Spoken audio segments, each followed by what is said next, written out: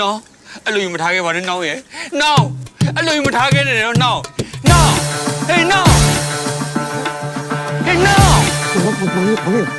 ကျွန်တော်ဝမ်းနေလို့ပါဗျာဝမ်းနေတာကလေကျွန်တော်တို့ဝမ်းနေတဲ့ကလေရိုးရိုးလေးမင်းသိလာတဲ့ပြုံးလေးနဲ့ငါခွေရိုင်းလေဒုံထွက်ဖို့မကြိုးစားတော့ကွယ်မင်းရဲ့အတွက်ဆုံးငါရှုံးမှာပါအိုးတော့ငါကြားခဲ့မှုတဲ့ချစ်တာမီလို့ပူလောင်နေတဲ့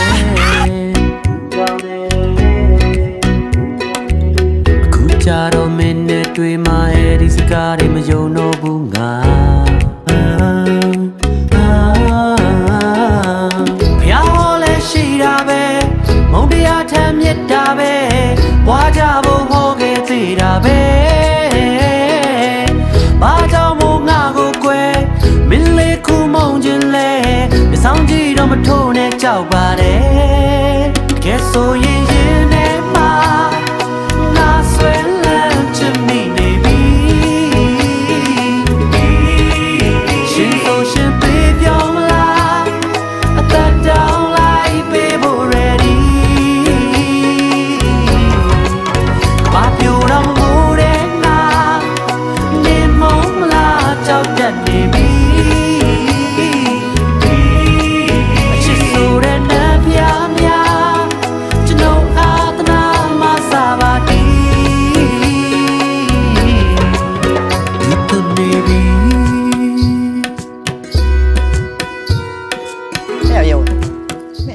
ပလက်စတစ်လောင်းပြီးတော့ကြောင်တောင်နဲ့ဟာဘာမှလည်းမသိဘူးရှောက်ပြောအချင်းနဲ့ပတ်သက်ရာရာနဲ့အမှတ်တရတွေ